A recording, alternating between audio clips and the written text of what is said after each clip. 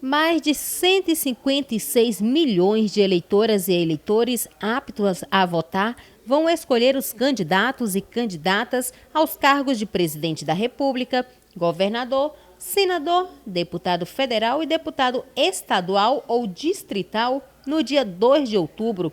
Caso haja segundo turno, o eventual acontecerá dia 30 de outubro. Muitos desses eleitores discernem em quem vão votar após o início das propagandas eleitorais, sejam elas pela internet, presencial, TV ou rádio. Dia 16 de agosto, foram liberadas as propagandas nestas eleições de 2022, principalmente pela internet, e candidatas e candidatos, partidos políticos e coligações de federações partidárias devem atentar-se ao que a legislação autoriza e veda na propaganda eleitoral.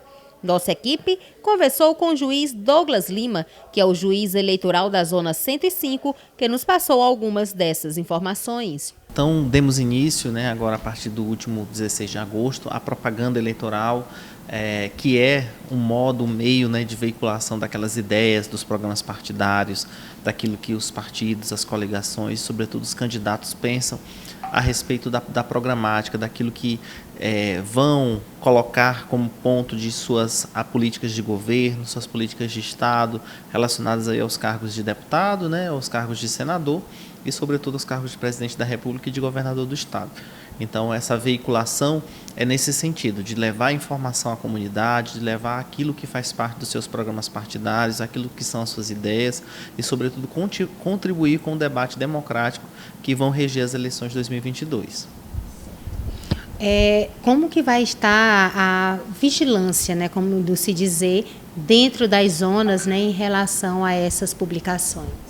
A vigilância das zonas eleitorais, a fiscalização da propaganda eleitoral, fica a cargo do juiz eleitoral de cada zona. No caso aqui, na nossa região de Balsas, o Dr. Rafael Leite fiscalizará a propaganda eleitoral na zona eleitoral de Balsas e eu fiscalizarei a propaganda eleitoral na região de Nova Colinas, Formosa da Serra Negra e Fortaleza dos Nogueiras, que compõem a zona 105.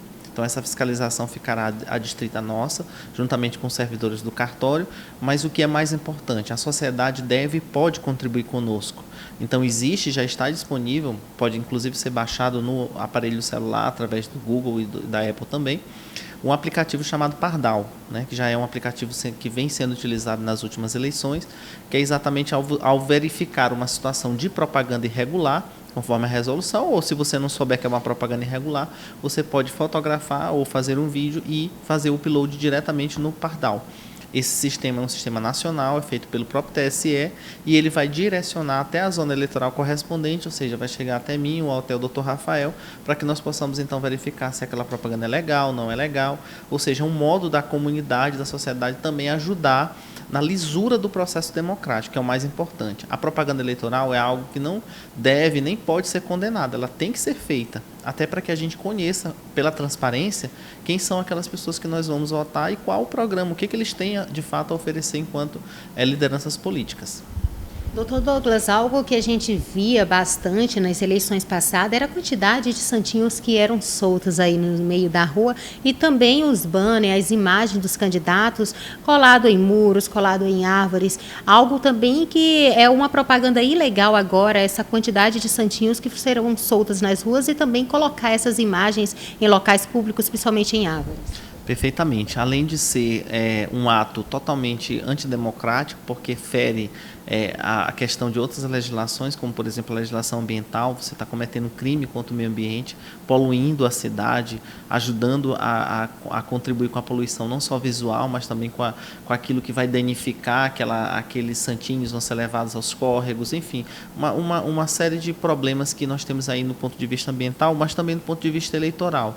Porque na hora que você expõe de modo muito enfático a imagem de um candidato, que você utiliza espaços públicos para isso, você exatamente está tomando a liberdade de atuação do próprio Estado. Então a gente não pode confundir uma coisa com a outra. O candidato, quando ele está em propaganda eleitoral, ele é alguém que está almejando assumir um cargo público. Ele pode até estar atualmente ocupando e não estar licenciado para tanto, mas a gente não pode confundir que ele naquele momento não exerce nenhuma função pública e pode ser apenado e deve ser apenado com a legislação eleitoral, inclusive com a legislação criminal eleitoral para tanto. Então é vedado a colocação de propagandas em lugares públicos, outdoors, nesse sentido de que realcem, retratem aí a imagem do candidato de modo ostensivo, para que exatamente fira aí a igualdade do pleito.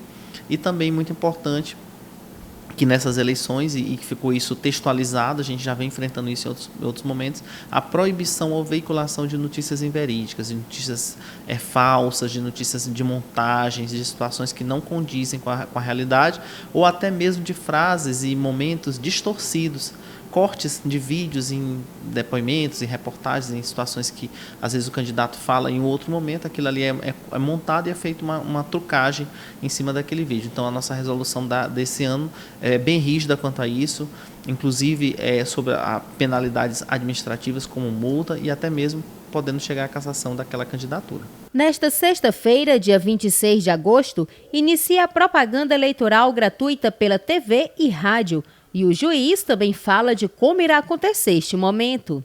Então, a propaganda, por enquanto, está sendo basicamente nas redes sociais e a gente entende que pelo momento atual, pelo momento tecnológico, de fato, as propagandas, a maior parte delas vão ser vistas, né, e visualizadas pelas redes sociais, até porque é o veículo que as pessoas mais usam. Mas agora, a partir do dia 26 de agosto e vai até o dia 29 de setembro, voltaram, né, as veiculações na TV e na rádio, né? No estado do Maranhão, a geradora da propaganda eleitoral vai ser a TV Mirante e a nível de sistema de radiodifusão vai ser a radiodifusora. Então essas emissoras elas vão gerar e disponibilizar a todas as emissoras de rádio e televisão a possibilidade de reproduzirem, de inserirem essas veiculações de propagandas partidárias, bem como aquelas inserções que vão ser de 30 segundos, 60 segundos, né? Então esse sorteio aí, tanto em relação às geradoras, quanto em relação à ordem que esses candidatos vão aparecer de acordo com seus partidos e coligações, já foi definido pelo TRE do Maranhão e já consta disponível inclusive na página do TRE, no site aqui no estado. Doutor Douglas Lima frisa ainda sobre as urnas eletrônicas, que são modernas, seguras e trazem recursos de acessibilidade em termos de segurança, transparência e agilidade. Então, perfeitamente. Esse final de semana tivemos eleição teste na região ali de São João do Soter. As urnas eletrônicas, eu repito mais uma vez, elas são totalmente verificáveis, não só pela Justiça Eleitoral, mas por todos os órgãos de segurança que atuam juntamente com o TSE, como observadores nacionais e inclusive internacionais. A urna eletrônica já existe há mais de 20 anos no Brasil, com resultados altamente satisfatórios. Esse ano temos, por exemplo, alguns incrementos na questão da segurança e na própria percepção do eleitor em relação à segurança da eleição, que é o aumento do tempo de visualização do candidato na tela. Então, quando você digitar o número lá do seu candidato, ele vai aparecer a imagem. Antes, quando você confirmava, sumia muito rapidamente, o que demonstrava até para algumas pessoas, às vezes, aquela sensação de que a imagem do seu candidato não tinha aparecido, ou então tinha aparecido a imagem de uma outra pessoa, né? Que muita gente confundia isso. Então, agora, quando você apertar o número do seu candidato, aquela imagem ela vai ficar congelada na tela, de modo que você possa visualizar, conferir os dados, e só vai passar quando você confirmar, de fato, com o botãozinho verde lá da urna eletrônica. Então, repito, a urna eletrônica é segura. Aqui eu convoco, concito os eleitores. A gente não está divulgando fake news sobre urna eletrônica, principalmente em grupos de WhatsApp, grupos de família, gerando essas questões que são bem sensíveis para a gente a nível de segurança. No dia da eleição, você compareça até o seu local de votação, exerça o seu direito livre, consciente, vote em quem o seu coração mandar, vote em quem você aderir às propostas principalmente, né? Eu acredito que a gente está no momento de avaliar a situação, aquele que os candidatos nos oferecem a nível de bem comum, a nível de sociedade. Não pense só em si, pense na sua comunidade, pense no seu país, pense no seu estado, vote consciente, vote certo, ou seja, de acordo com as suas convicções. Mas evite estar repassando informações falsas. Qualquer dúvida que você tiver sobre segurança nas urnas eletrônicas, o TSE tem um site específico, até mesmo para confrontar fake news. Então, se você coloca lá, será que isso aqui é fato? Será que isso aqui é verdade? Ele vai te responder e vai te dar um fundamento técnico, científico, para que você possa, de fato, exercer o seu direito de eleitor e poder votar com tranquilidade, que é o que a gente espera.